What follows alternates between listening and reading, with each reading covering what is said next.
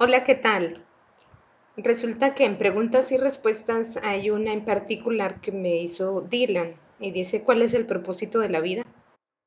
Considero que esta pregunta es fácil, pero no es tan fácil al acto práctico y justamente hay que empezar uno a estudiarse uno mismo.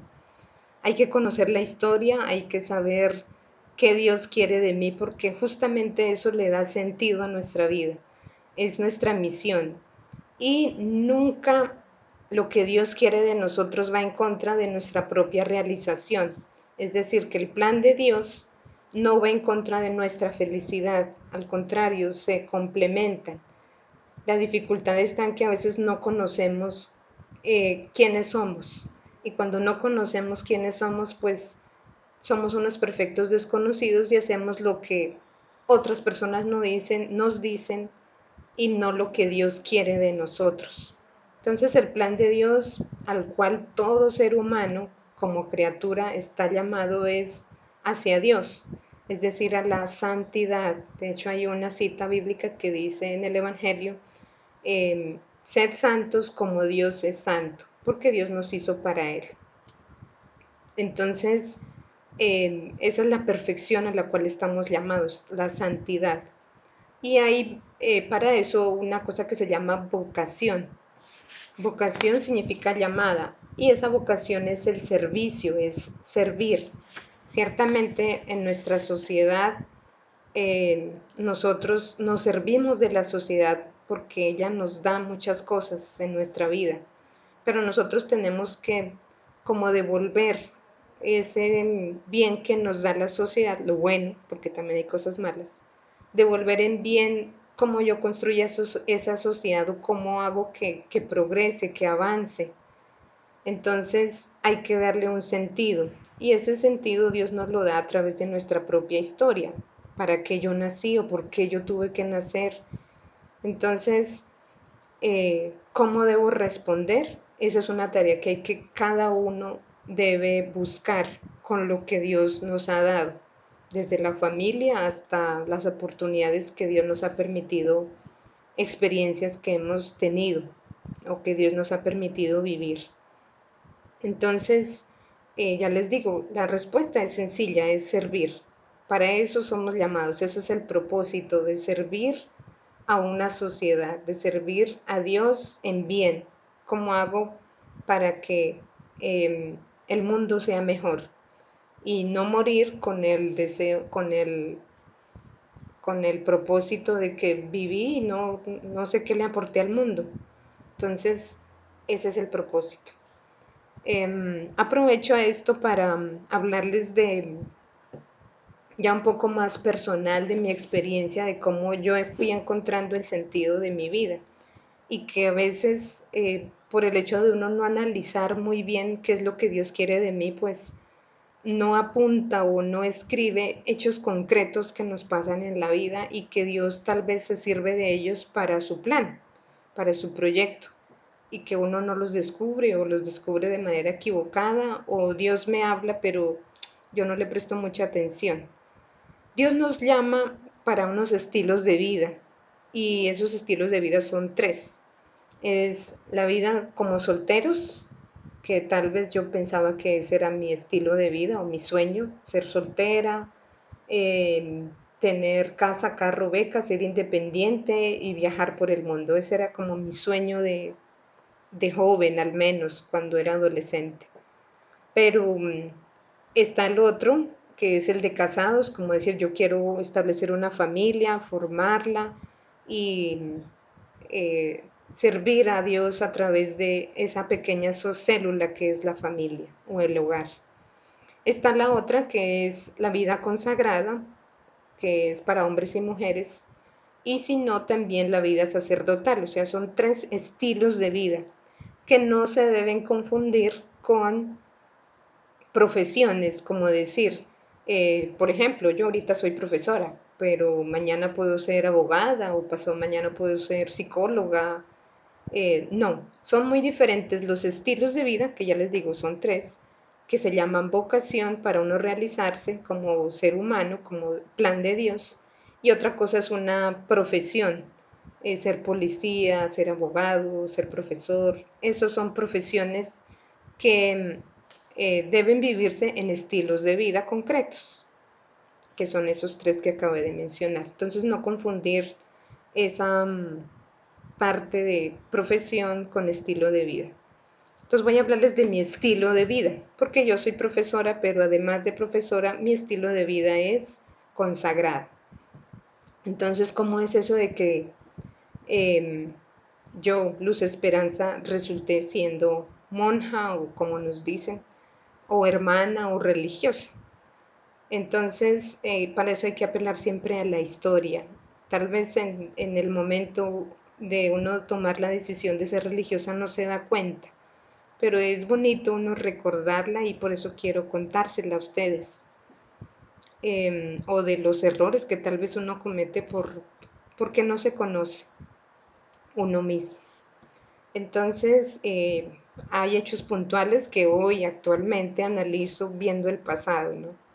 Y que eso le da mucho más significado a mi vocación, a mi llamado, a mi estilo de vida. Entonces, Dios se sirve de acontecimientos concretos y uno de ellos fue cuando yo tuve como 7, 8 años.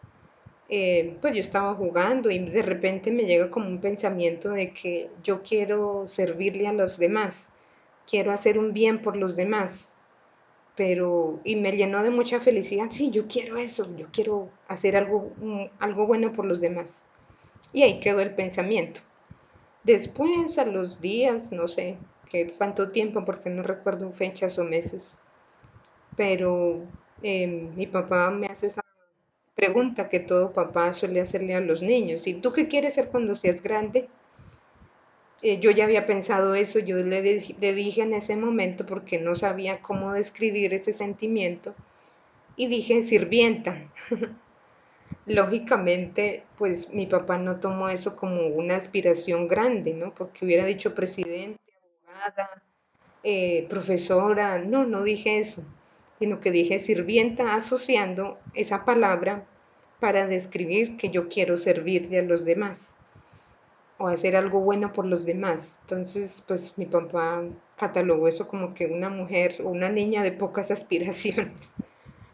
De todas maneras, pues así quedó, pero pienso que ese hecho estuvo desde niña, ¿no?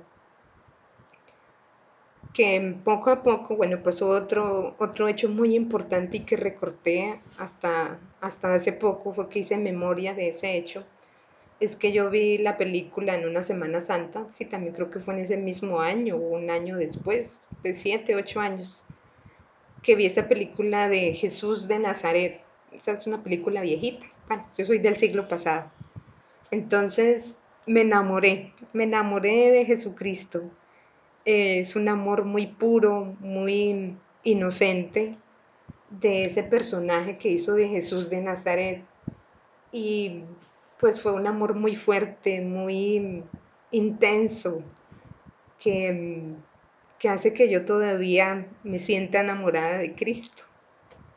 Ay, bueno, entonces ese amor fervoroso por Cristo fue muy fuerte, muy puntual y yo decía, este hombre es interesante, aún siendo niña, ya les digo. Pero pues eso quedó ahí dentro de mi corazón y basta, ¿no? Después, pues yo estudié en una escuela distrital, en ese tiempo no era colegio, sino escuela, entonces había esta primaria. Lógicamente, cuando terminé quinto de primaria, pues mi papá, como buen padre, em, quiere lo mejor para sus hijos y pues yo era la mayor y la mujer, la hija. Entonces decidió para mí que era bueno entrar en un colegio de religiosas o de monjitas. Y pues hice sexto y séptimo en un colegio de religiosas allá en Bogotá. Pero pues pasé sexto, pues muy normalito, como el choque fue fuerte, aprendí mucho. Y sucedió algo en séptimo que no sé si era el ambiente, éramos 60 en un grupo, 60 compañeras, solo niñas. Y no sé, como que se forma mucha indisciplina, muchos celos, mucha envidia, mucha cosa fea y dañó como el ambiente y no sé, no me gustaba estudiar con esas niñas, sí, con esos compañeros. Me aburría mucho, me parecía muy aburrido estudiar. Y me la pasaba era jugando, no hacía tareas. También tuve esa otra situación que fue que me dio la varicela, como por estos tiempos en octubre, entonces estuve enferma y no fui a estudiar un buen tiempo, justo en época de exámenes. El caso es que finalmente yo perdí el año. No estudiaba, no quería estudiar, era muy perezosa y juguetona con las amigas. Lógicamente eso tiene unas consecuencias y fue perder el año. Eso fue durísimo para mí, yo lloré muchísimo, pero pues como era una muchachita de 11 años, pues yo busqué culpables. Yo nunca dije que fue culpa mía, yo dije no, las hermanas fueron las culpables y como eran exigentes, eran muy serias, entonces asocié ese dolor de perder el año a, a que las monjitas fueron las culpables. Entonces no quise saber de hermanas, igual mi papá insistía, bueno, en ese tiempo perder el año era muy vergonzoso, era como cometer una falta grave, no sé, era muy, muy feo decir que uno era repitente. El caso es que mi papá pues insistió, no se pudo, eran colegios muy costosos para seguir con otras hermanas y yo tampoco quería, pero yo era muy tímida y muy callada. Y además yo como iba a exigirle a mi papá, yo quiero tal colegio sabiendo que ya había perdido el año. Entonces con vergüenza yo no exigía nada, yo era muy callada y bendito Dios que mi papá me dio esa oportunidad otra vez de seguir estudiando. Entonces, pues se logró un cupo en un colegio mixto y pues de ese colegio finalmente me gradué en 11. Entonces fue una cosa muy bonita. Ese año siguiente hice mi primera comunión y lo hice con otras hermanas ahí cerca del barrio. Fue la primera vez que yo manifesté que quería ser monjita porque me caía muy bien esa monjita y ella fue mi catequista, pero era como una cosa muy, muy de niña, un gustico ahí, como que, ay, qué chévere ser monjita, como ella, ¿no? Pero ahí quedó y ella me dijo, no, usted está muy pequeña, tiene que estudiar, no sé qué. Bueno, ahí quedó el pensamiento con el fervor de la primera comunión. Después, lógicamente, uno va creciendo, luego siguen los años de la adolescencia en el colegio, así como ustedes, que uno ya empieza a gustarle a los niños, eh, y que uno ya empieza a idealizarlos, así, a enamorarle, a gustarle los niños, los compañeros. Entonces yo ya me olvidé de esa idea de ser religiosa y pues otro estilo de vida era el que estaba viviendo, como cualquiera de ustedes. Entonces, así pasaron los años, después llegué a 11, no fui tan buena en matemáticas. Luego mi papá, ya cuando estábamos en 11, me dice, bueno, pues tengan en cuenta, a mí me lo decía porque yo soy la mayor, usted a ninguno le puedo dar universidad, o sea, no tengo la capacidad económica para darles universidad. Entonces, ustedes miren a ver qué hace. Entonces, pues en esa época presentar el ICFES para mí era un reto, para mí misma. Yo sabía que no iba a ninguna universidad, que no había esa posibilidad, pero decidí que yo quería presentar esa prueba por mí misma. Y yo dije, pues así no vaya a la universidad, quiero saber en qué soy buena o quiero saber cómo soy, o sea, como ese reto para no quedar atrás con los compañeros también, creo que era esa motivación. Igual porque me gustaba mucho estudiar, entonces presenté las pruebas y bendito Dios, no me fue ni tan bien, no fue un puntaje alto, pero tampoco fue tan bajo. Y ciertamente ese puntaje sí, después con el tiempo sí me sirvió para estudiar en una universidad. Pero en ese momento pues uno no lo veía, no veía como claro qué iba a ser de mí en un futuro. Entonces salí del colegio, me gradué normal Luego, para el SENA, oh sorpresa, cuando dicen, no, es requisito presentar las pruebas del ICFES. Yo decía, bueno, yo las tengo y ese era un requisito. Pero yo cometí un error y es que yo, al no ser tan buena en matemáticas, pues me presenté para contabilidad. Entonces, lógicamente no pasé el examen y no pude seguir, no pude entrar al SENA a estudiar. Entonces, otra decepción y otra frustración. Y dije, ¿ahora yo qué voy a hacer? Pues bueno, será trabajar y pues bendito Dios sí logré oportunidades de trabajo, aprendiendo, porque una cosa es ser un estudiante y otra cosa es ser ya responsable con un jefe. Y fui vendedora. Yo soy en esa época muy tímida, no me daba mucha pena hablar en público, hablar con las personas era muy fuerte para mí, pero yo decía, no, pues tengo que hacer algo con mi vida, entonces pues trabajar. Y conseguí trabajo en, sí, prácticamente casi todos fueron de vendedora, de papelería, también vendí telas, vendí electrodomésticos, vendí cursos de inglés, vendí pollo, bueno, todos esos trabajitos yo tuve. Después, en esas épocas de trabajo, pues de 18, 19, 20 años, uno también conoce a otro tipo de personas, también empieza a ver el mundo de otra manera, otra realidad un poco mucho más fuerte. Y empecé a conocer muchachos y compañeros del trabajo y pues lógicamente uno empieza a gustarle a algunos y las propuestas llegan.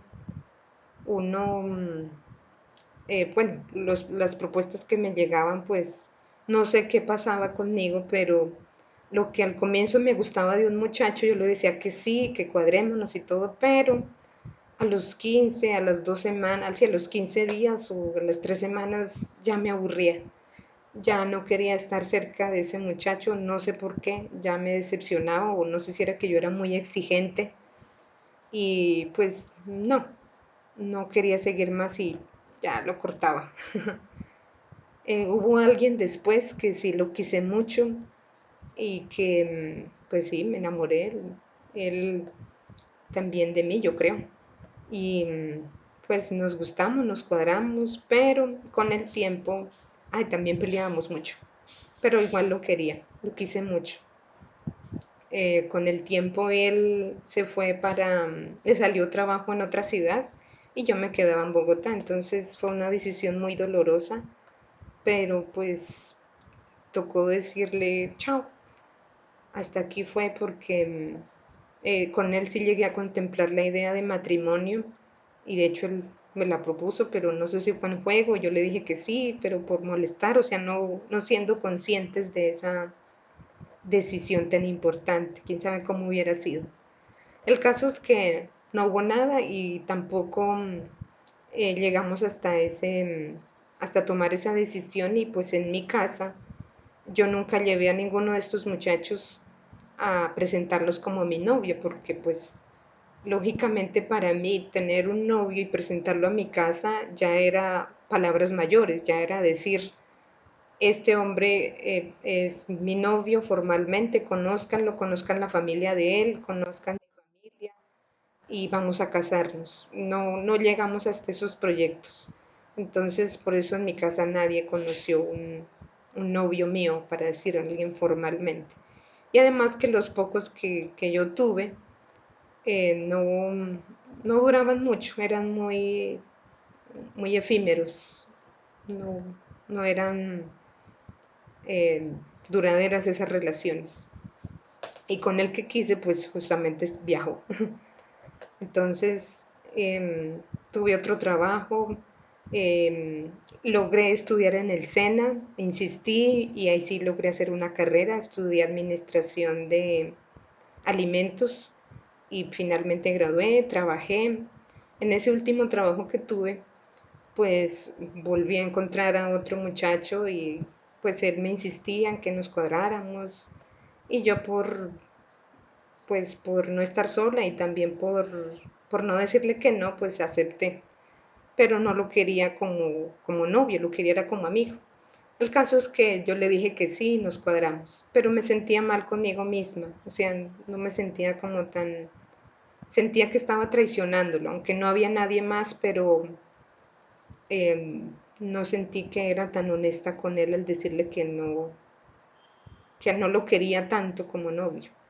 Bueno, el caso es que yo estuve ahí cuadrada con él ahí como por decir que tenía novio. Después, justamente en esas épocas, yo decía, pues, ¿qué Dios quiere de mí? ¿Qué es lo que está pasando conmigo? ¿Para dónde voy? Estaba en esa búsqueda, pero sin buscar nada, sino pues viviendo la vida así como le toca a uno de joven, trabajar. Era muy contenta, era feliz, lo tenía todo, tenía libertad, pero dentro de mí había algo que estaba incompleto y que no sabía qué era.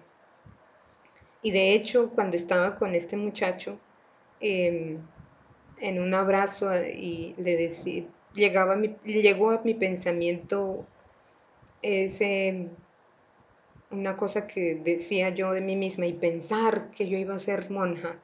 Ese pensamiento a mí me pareció como tan extraño que me surgiera justo estando con él, compartiendo con él, pero entonces pues no le presté atención y de hecho ese pensamiento me ayudó a descartar esa idea totalmente, ¿no? De que ya no voy a ser religiosa porque ya tantas cosas eh, que he hecho en mi vida, pues yo no soy tan santa, no soy como tan buena para esto, quién sabe Dios qué querrá de mí. Y así pasó el tiempo. Después, justo por esos meses o meses después, conocí a una hermana de mi comunidad. Y al verla, pues el hecho de ser sencilla, de ser alegre, eso me sacudió un poco el piso otra vez, como que me cuestionó otra vez esa idea de ser religiosa, pero yo decía, pero ¿por qué conmigo si yo no soy para eso? De hecho, cuando yo decía monja, yo no, ya no, eso no, eso allá tú con tus amigas monjas, tenía una amiga que sí las conocía, pero yo ya había descartado esa idea totalmente. O sea, eso no tenía nada que ver conmigo. Pero después de conocer a esta hermanita, pues quedé muy inquieta, tanto que no pude dormir esa noche de pensar, ¿no? Dios quiere algo conmigo, ¿será que Dios me quiere ser monja? Me llama para ser monja y yo no le estoy prestando atención. ¿Será que sí? ¿Será que no? ¿Son ideas mías? ¿Son una locura? No sé qué está pasando. Y le dije a mi amiga, preséntame a esas hermanas para que me saquen de esta duda porque es muy feo. Y pues contemplé esa idea y esa idea me hizo un poco más libre y se la expresé a las hermanas. Entonces, con estas hermanas, pues yo les digo que quiero ser, que no sé qué estaba pasando conmigo y que tal vez Dios me estaba llamando, entonces quería saber si sí o si no. Y las hermanas me dicen, pues la única manera de hacerlo es conocerlo, es decir, conocer al autor de ese llamado. Entonces, para eso hay que convivir con las hermanas. Si usted es buena para vivir en comunidad y si nosotros vemos que usted es apta para vivir en comunidad, ¿no? Entonces ahí es cuando uno vive esas etapas para entrar a la comunidad, que es de aspirante, postulante, novicia, y ahí sí recibe uno el hábito. Pero eso es todo un conocimiento y es un proceso de años, no es que uno ya apenas dice yo quiero ser monja y ya le ponen a uno esto que se llama velo y ya se hace monjita, no, es todo un proceso. Entonces, pues así es que yo me arriesgo y me voy de casa, nunca más volví a ver a este muchacho con el que estaba, no le terminé, no fui tan valiente y simplemente desaparecí de la vida de él, porque como igual no tenía dirección, en ese tiempo no había WhatsApp, no había Facebook, no había nada de esas cosas. Y en Bogotá pues era más difícil que, que me encontrara, porque éramos compañeros de trabajo. Eh, Simplemente yo renuncié a todo y me metí con esas hermanas. Em, Me fui a vivir a Santander, fue un proceso difícil porque mi familia no lo aceptó en un comienzo, ahora ya. Para decirles muchachos que ciertamente la vocación de uno no la tiene escrita, no la tiene diseñada, pero Dios nos está hablando. Dios nos habla a través de muchos acontecimientos, de muchas situaciones, de personas concretas, y eso también ayuda a que Dios nos esté llamando, nos esté invitando a algo y que tenemos que descubrirlo. Y uno no puede escapar de esa llamada que Él nos hace. Entonces es importante uno conocerlo. No les niego, muchachos, que ciertamente ser religiosa no es nada fácil, pero pienso también que la vida de matrimonio también es difícil y también ser soltero tiene sus ventajas y tiene sus desventajas. Y así pasa con la vida religiosa. No es que aquí todo ha sido color de rosa, todo ha sido bonito, todo ha sido chévere, han sido sonrisas todo el tiempo. No, también he vivido momentos muy difíciles, muy duros. He llorado también em, por las situaciones que uno vive, por otras he tenido muchas tentaciones, como todo ser humano, pero a la larga definitivamente yo me siento muy enamorada. O sea, ese amor que yo recordé en estos últimos meses, ese amor que recordé cuando era niña, está surgiendo de nuevo, ¿no? O sea, siempre se renueva, siempre, em, pues definitivamente Cristo conmigo somos el, es la mejor decisión que yo he tomado y no me arrepiento hasta ahora. Y con la ayuda de Él, yo quiero morir siendo religiosa. No porque odie a los hombres, no porque tuve decepciones amorosas. No, a mí me gustan los hombres y son maravillosos. De hecho, tengo muy buenos amigos hombres. Pero, pues no sé, Dios no me llamó para ser casada, no me llamó para ser soltera, sino para ser religiosa. Entonces, considero que uno sí tiene que estar en esa búsqueda constante de los proyectos de Dios que quiere para uno. Y pues a la larga yo definitivamente he sido feliz en todos estos años y quiero seguir feliz al lado de Dios porque Él me llamó eh, y me quiere para Él. Entonces, esta es la respuesta a Dylan, aunque no es una respuesta concreta, pero pues es una invitación a seguir en esa búsqueda y encontrar qué Dios quiere de mí a través de los acontecimientos de la vida. Dios les guarde, cuídense mucho.